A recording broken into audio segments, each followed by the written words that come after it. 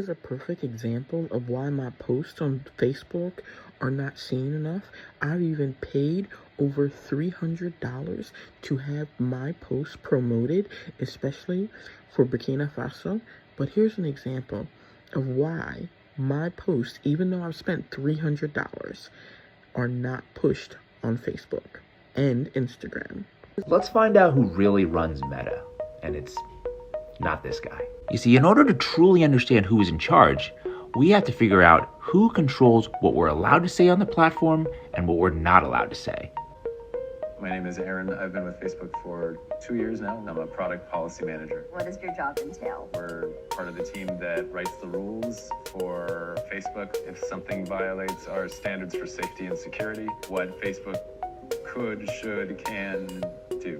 Now that guy who you just watched, his name is Aaron Berman. He's the senior product policy manager of misinformation for Meta, but check this out. He's also former CIA, 17 plus years at the agency. And if we look at and examine who Facebook staffs in these positions, a familiar pattern is gonna begin to emerge. We got Deborah B., trust and safety at Meta, also former CIA.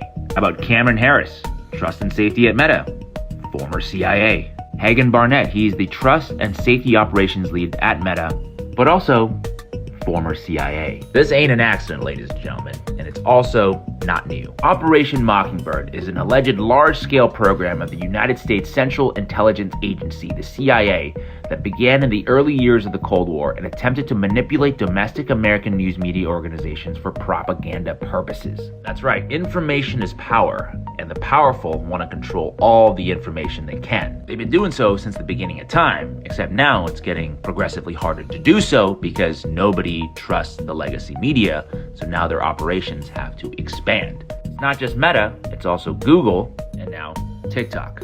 So when you read or hear about something, some idea, some person, some country who they say is good or bad, think about what they're trying to implant in your head and think about who that idea serves or who it might benefit. Also, a big shout out to Alan McLeod for tracking down all those receipts.